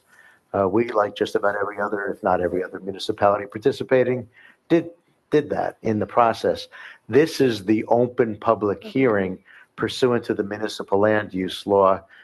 So this is the natural evolution, if you will, at least in my opinion, to that process, and is as statutorily required, hence momentarily open for anybody and everybody to ask questions and or make comments from the public. So in other words, the lawsuits haven't settled yet. We're just still in the process of doing what we need to do. Well, I would, that's not respectfully an accurate characterization. The process is through the judicial system. So all municipalities, somewhat similar to like the third round, were required in order to participate in the process to file a complaint in court. We did that, and it was sort of a two-phase system, if you will. And I'm paraphrasing and speaking colloquially, but the first phase was resolve the number for the fourth round, primarily the prospective need, and we discussed that. The second phase, for lack of a better term, is to resolve the plan. What is the Housing Element Fair Share Plan? So it's not so much of a settlement issue. Once we, as Ms. Laney explained under oath, as our planner, once we adopt the Housing Element and Fair Share Plan within the timeframes required under the statute and the AOC directive, and presumably it's endorsed by the township committee, then there's a 60-day period. If someone wishes to challenge it, they can. If they do, we proceed with trying to resolve that challenge via mediation under the auspices of the court, or in the alternative through litigation in that same Affordable Housing Dispute Resolution Program setting. If not, if it's not challenged, we do still have to get an approval from the program and ultimately the court, because it's not just simply an unchallenged automatic approval and certification of compliance. I believe we're still calling it compliance certification. I have to double check that. The fourth round's a little different than the third round was. But that will give us in essence, what we used to call a final judgment of compliance and repose. So there's nothing to settle yet. If it's adopted and endorsed and proceeds, if it's challenged, then the challenge would have to be resolved, settled, or litigated and approved by the court. If it's not challenged, again, there's nothing to settle. So I think I understand. Yeah, I didn't want it to sound as if we're in some sort of active litigation. Right now, no one's challenging anything. And we were successful in the resolution of our number. So I hope that clarifies it. It does, thank you. Mr. Chairman? Yes. I have a couple of kind of picky proofreader comments that I'm becoming famous for.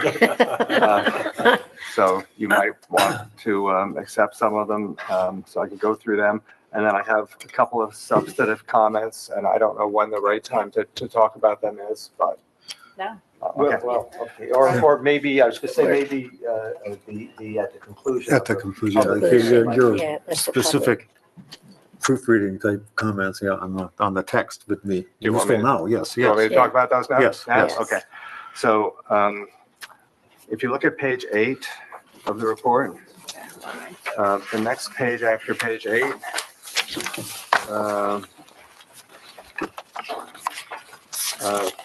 well, if you look at page 6, the next page after page 6 is page 7, and then there's page 8, and there's, let's see, the page, I'm trying to get at the fact that the page numbering is off. So there's a place where there's a page 8 followed by a page 6. So this section 3 housing element fair share plan requirements is labeled page 6, but it follows page 8. So the page numbers go 1 through. Mine doesn't. Is it just ours that Mine they? doesn't. Mine doesn't. Mine doesn't. No. Okay. Mine is I sequential. see what you're saying. Okay. I see it. All right, and then my next comment is on page 8. It's a short page with one full paragraph that says this housing element and fair share plan pursuant to applicable law and regulations. I think you mean to say has been created pursuant to. And then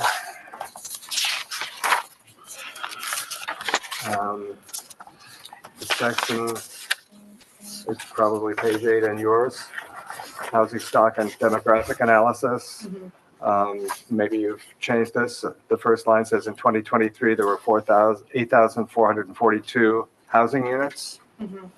But I think you mean to say 8,616. Yes, you're correct. Yep. And then Oh, good point. on page 32, the first line says the township plans to rezone the 5 privately owned properties. I think you just mean to say 5 privately owned properties, so delete the word "the."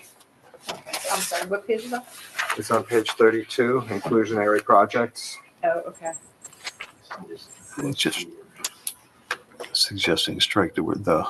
Oh, I see. I'm sorry. Yep. Do I go on and ask some questions? Or, Rick, so I do have a couple of questions. should he ask us Yeah, questions? okay. One of them has to do with, there was a change in zoning required by one of the settlements with Fair Share Housing Center. Had to do with the density. And my question is about how density is expressed. There's like double reference. Sorry, I'm having trouble finding the page. Is this a third round site? or- Yeah, Yes. Would this be the overlay zone Yes. changes per the third Yeah, round like settlement? the property at the end of Lindsley Drive. Okay, and so is the question 12-15 that? yes. Yeah, so it's expressed like 12 and then 15% and then another number and a different percentage. That's What does right. that mean? Okay, so you know what, it was unusual. But what it means is if they're allowed to do 12 units per acre with a 15% set aside, but they could do a greater density up to 15 dwelling units per acre. But if they do that greater density, the set aside is greater. The set aside is 20%. So it's 12-15 meaning, and then 15-20. It is a little bit, And it's It's a higher density permitted with a greater proportion of affordable housing units provided per acre.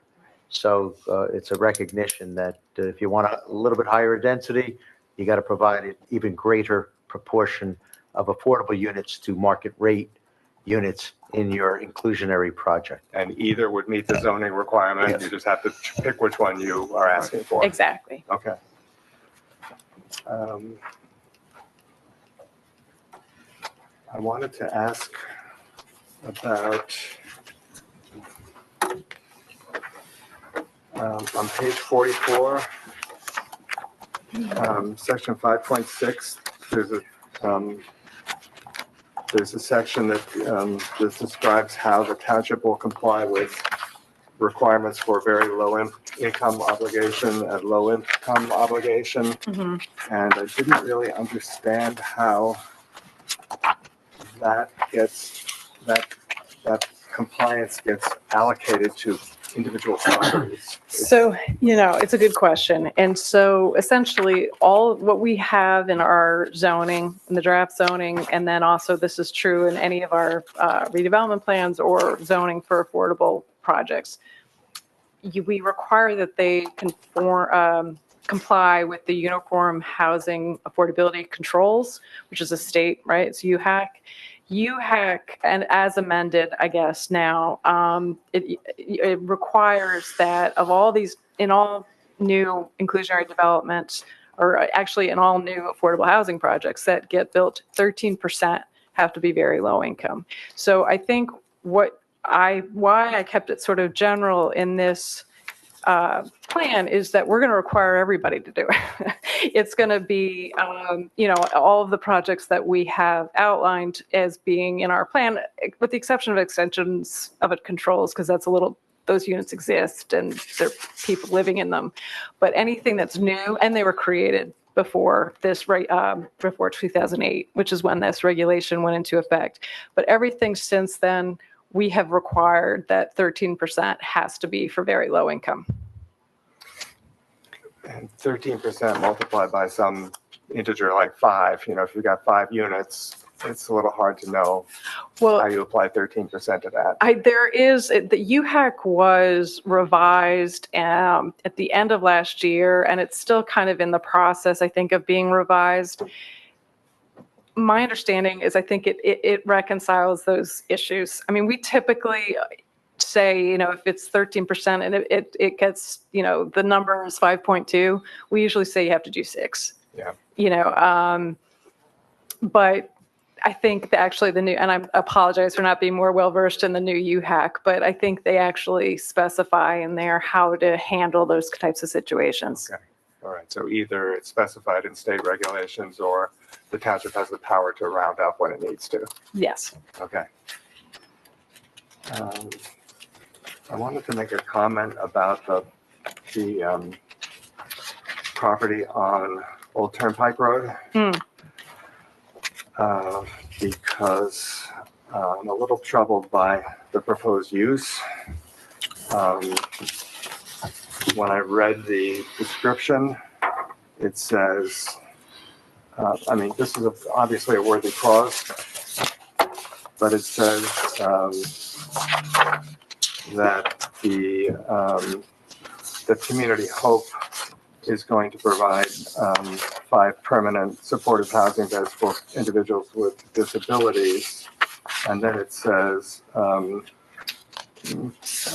these are individuals discharged from nursing facilities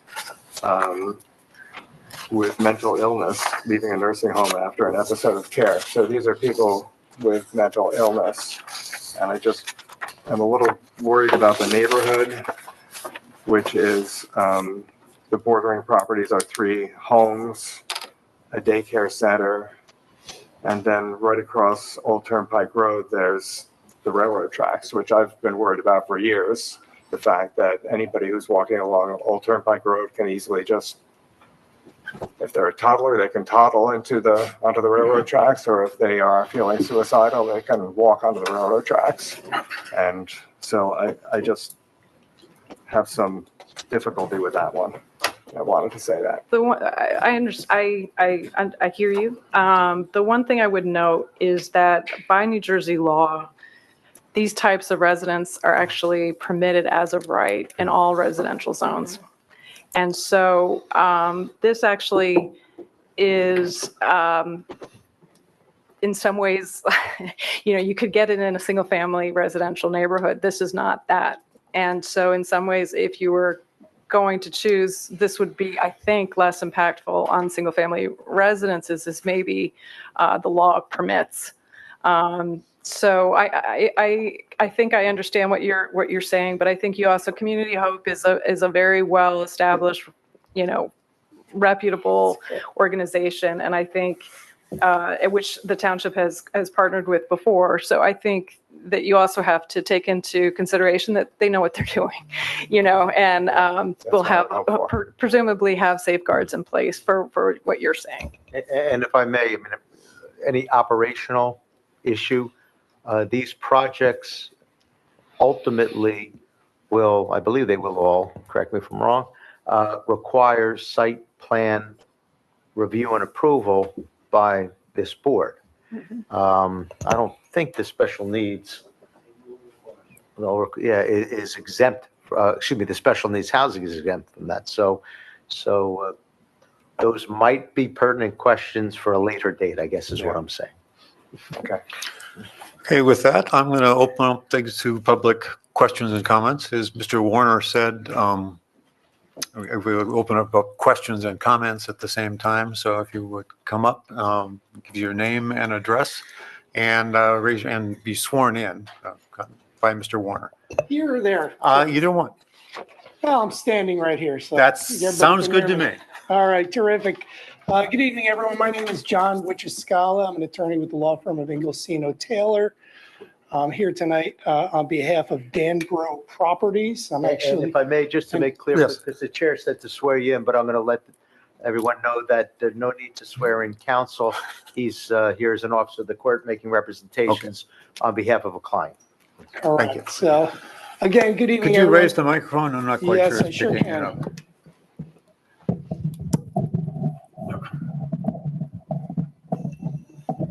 Thank you. Okay, can you hear me all right? Yes. All right, terrific. Once again, John Wichiscala on behalf of Danbro Properties. I'm actually filling in for my partner, Derek Orth, who's had some communications with this board in the past. I'm joined tonight by Kevin Cody, who is the principal of Danbro. We refer to him as well as DB Properties. My client is the contract purchaser of 3 individual lots. They're located at 71, 73, and 75 Whippany Road. It's an assemblage of properties. They're identified as block 9805, lots 2, 3, and 4. And the property as a whole is just about 7 3/4 acres in size. My client has proposed a townhouse community development on this property. Had submitted a request that this property and its proposal be considered as part of your 4th round.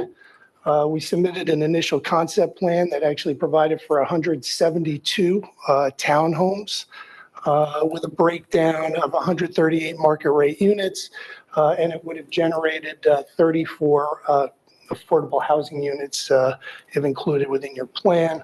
After making that initial submittal, we actually came back with a reduced size plan in terms of size and scope. Reduced it to a total of 135 units. That would be 108 market rate units and 27 units that would go towards the township's overall number. Brought down the height of the building, added in additional recreational space and some pedestrian connectivity. It is a project that we think hits on the four ables, if you will, of the fourth round. And what do I mean by the ables? It's a project that is suitable for development.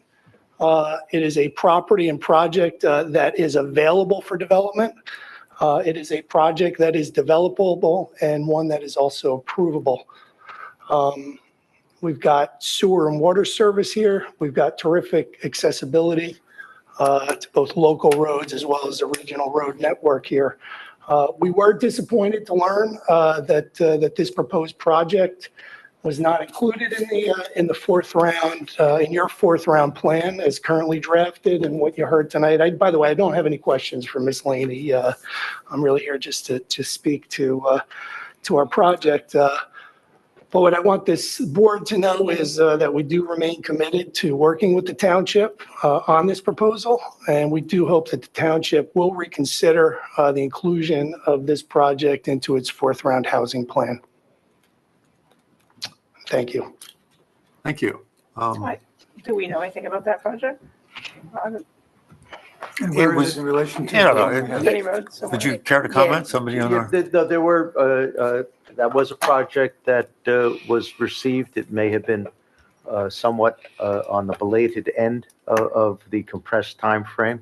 But certainly, it's a project that I can't speak for anyone other than myself, but I suspect that the township appreciates the proposal and certainly will take it into consideration. And it's not in the plan as proposed, but as people mentioned earlier, over the course of the next 10 years or so, things do evolve. Who knows what the future brings? Again, I suspect it's appreciated, and I suspect it will continue to be considered. Yeah, and I would say as the chairman of the planning board, I know within the township, we have a number of proponents of affordable housing. And, this is the fourth plan by statute. We're required to do something. We have enough numbers to meet that. But that doesn't mean we're not going to allow anything more. Right. And as Mr. Warner said, we're happy to work with additional developers on developments that make sense. And where is that in relation to the one on Columbia and Whippany? Between the firehouse and Sylvan Road. Oh, thank you. Okay, thank you. Thank you. Any other comments from the public? Questions or comments? Hearing none, I'll close the public comments session. And Mr. Chairman, I do have, as mentioned, a resolution that was distributed in anticipation of the potential adoption of the housing element fair share plan as proposed and testified to by Ms. Laney. And the board members are more than capable of reading it as well, if not much better than I. But the operative paragraphs, the resolution or resolved paragraphs, if it is the board's pleasure by majority vote, read, now therefore be it resolved on the 16th day of June 2025, the planning board hereby adopts the fourth round housing element fair share plan and recommends that the mayor and township committee endorse and implement same. Be it further resolved that this resolution in the fourth round plan be filed with the Superior Court within 48 hours of adoption by the planning board, but no later than June 30, 2025. And be it further resolved that a copy of the resolution shall be sent to the Office of Planning Advocacy and to the Morris County Planning Board, together with a copy of said adopted fourth round housing element fair share plan, within 30 days of the date of adoption of this resolution. So that would be the motion presumably to be considered, moved, seconded, and a roll call vote would be to adopt that resolution. I'll entertain a motion to adopt the resolution, to adopt the housing plan and recommend its endorsement to the Township Committee. Mr. Chairman, I'd have it all the way. Confirm the fourth round housing element and fair share plan as prepared by our professionals and pass the resolution that Ms. Santiago sent to us a day or so. Yeah. Is there a second? I'll second it. Sonia, can you call a roll? Yes, Mr. Chairman. Mr. Alessa, Yes. Mr. Flowers, Yes. Mr. Nunn, Yes, Mr. Rabbit, it's an excellent plan, yes. Ms. Murphy. Yes. Mr. Benoit, Yes. Mr. Quillen, Yes. Mr. Rivia, Yes. Mr. Vine. Yes. So moved. Okay. Are there any other matters? Do we have anything from the legislative committee at this time? Got it this time. Joe, I think you had something you wanted to bring up? Yeah, Question? I just wanted to make everybody aware of the fact that we approved, or the board approved, we didn't approve, the board approved, a generator to be put in front of 291 Madison Avenue. I don't know if anybody's driven down Madison Avenue, but I can't think of a worse eyesore. It's terrible. Big generator, it's green, the building's different color. There's a tractor trailer next to it. And I thought that there were other requirements that were part of that site plan application approval. I'm disappointed to see that none of the landscaping has been installed. I'm not sure who's supposed to be the gatekeeper on that. I'm assuming, Joe, I'm not going to pick on you personally, but I think it's your department. Secondly, the screening that was supposed to be around the HVAC units. They started the screening about 10 feet too high, in my opinion, because I can see the HVAC units, but I can't see the, I guess, steam that comes off the HVAC units because that's blocked. So this is just bad, in my opinion. I mean, it's not a negative on the board, although I don't think we should have approved it. But we did. But we're not getting the compliance. And I guess I'm just bringing this up because it bothers me there because I see it all the time. As I have mentioned, the Provident Bank signs at 3 o'clock in the morning, nice and bright. I don't know that anything else has gotten compliance. I haven't gone back to check all of the things that we've approved. So I'm concerned. I think that we as a planning board should feel comfortable that when things go through resolution compliant and things get built, that there are developers that, whether it's a developer or an applicant that is given approval, that we're watching to make sure that that approval is being carried through. So I'm specifically looking at that, and I'm bringing it up so that the other planning board members can be aware. And maybe in the areas where you guys live, something that we've approved, we could just check on and see if the compliance is there. Yeah, that screening is especially egregious. I mean, it's like the equipment up there is supposed to be like wearing a dress, right? You can't see what, but it's like instead of a dress, it's like a short skirt, you know, and everything's hanging out. The mini skirt version. Thanks for bringing that to our attention. That's, Address again? I think it's 291 Madison Avenue. It's right across from 250. It's across from the Provident Bank. It used to be the Kelsey Edwards building. They're doing all the lab work, No, the like round the clock. hospital lab. Yeah. Joe, it seems to me the problem is more the tractor trailer truck than the generator itself. Well, Well, I the think the generator tractor- itself, the I'm, tractor trailer is your problem, but you've got a gigantic generator sitting in front of a commercial office building that's 50 feet off of Madison Avenue. I I'm- can't think of a worse place. to I'm put a pretty generator. sure we extensive specified screening. landscaping, Screening. screening around it, and there isn't. Fence and There's no landscape. George, you probably walk by there. There's no Yeah. landscape. Yeah. So. Yeah. And the tractor trailer, I don't understand why it's still there. Maybe. I think that's the generator. Maybe Oh, the they new haven't one's moved it not yet? even working yet because there's those huge electric cords coming out of the Oh, tractor Oh, trailer. you're I it's think probably not it's a right. fully portable completed generator. yet? Yeah, you're Okay. probably At the right. same time, behind JCP&L, we approved the generator. I did vote for that one. Yeah. We approved the generator, and they've built it inside a white building that matches the color. I mean, Mhm. They you did a couldn't good ask job. for it to be done better. Yeah. I mean, obviously, they're going to be ripping that down soon because it's going to become townhouses. But anyway, I just think that we need to be a little more cognizant of Yeah. when we have an approval that it gets built properly. Thank you. I'm sorry to make a big deal about it, but No, I think. Follow-up is good. it bothers me more than the Providence sign, so. Oh, then, yeah, okay. Okay, Thank I you, Mr. guess we Chairman. could open it up for public comments, not related to the agenda tonight, but guess not. No need for a closed session, right? So I'll entertain a motion to adjourn. Just before, Oh, wait a minute. no, I just want to say again, just before you adjourn, just wanted to wait till we were at the Oh, end of the yes, meeting. we But should, yeah, again, thank I you. think definitely on my part, and I know Bud too, sitting on the township committee, and the people who have listened to this, when I was listening again, I'm like, wow, I'm really getting to remember a lot of this, but cannot thank all of you enough for the effort that was put into this redevelopment plan. I know there were many late nights, 2 and 3 o'clock in the morning. You all were working incredibly hard under such a tight deadline. And it's pretty amazing that you put the puzzle together with all the bonus credits and everything else. So just really applaud everybody for all that hard work. With potential for extra.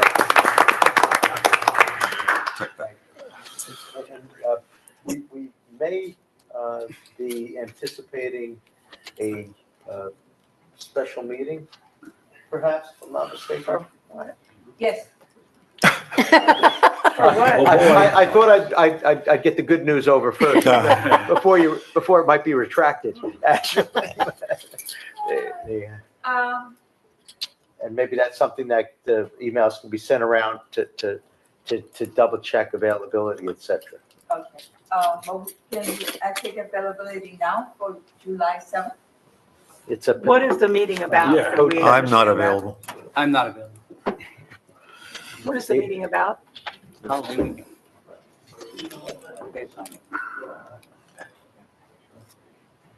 It's anticipated, I referenced earlier, a project relating to on Ketch Road, relating to our ongoing third round obligation. Got it. Yeah. And it's anticipated that in the near future, there'll be the introduction of a redevelopment plan with respect to same.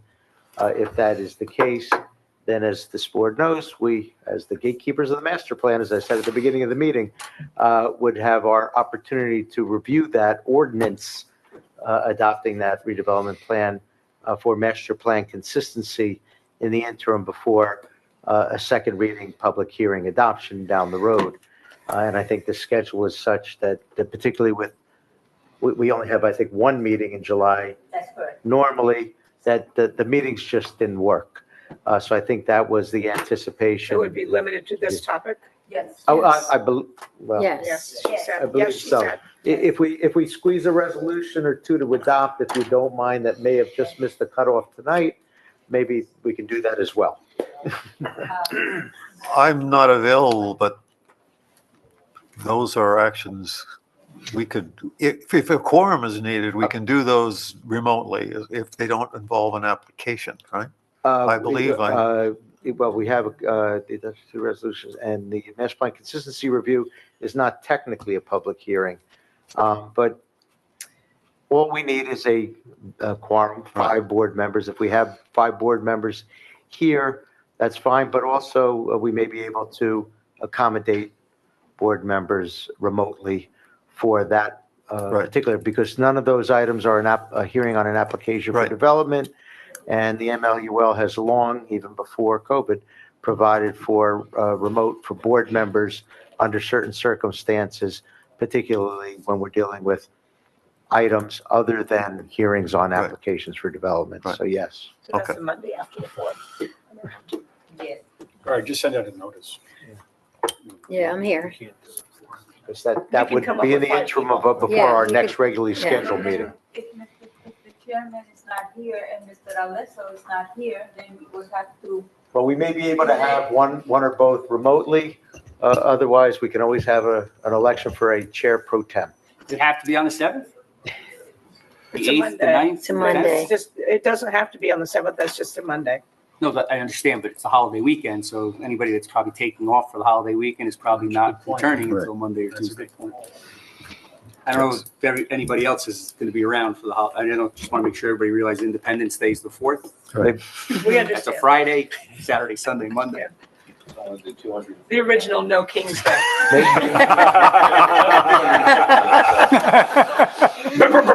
Maybe it would be most efficient to do it via email, and then that can be. Yeah. Can you just send it? I could be available, so I can do whatever, in person or via Zoom. Yeah, I mean, I'll be here I'll be here. if I have to. Bud, will you be here? I'll be here, but my wife says I'm not all there, so. We might have 5 of us and then just somebody I else. think it looks like we're going to have a quorum Yeah, in person, let alone Yeah. including remote. yeah. I could. I will not be. Mr. Five, you said you had it I won't be here, but I could be able to come in remotely. Yes. Have to rustle up a motion without you. I'll send an email. Okay. Okay. You should see the hearings you can. I propose that we adjourn. Whoa, you, Oh. Ah. Joe, you better. You're out of order. Out of order. is there a second? Sleep on the job. Oh, my God. Sleep on the job down there. All in favor? Aye. Aye.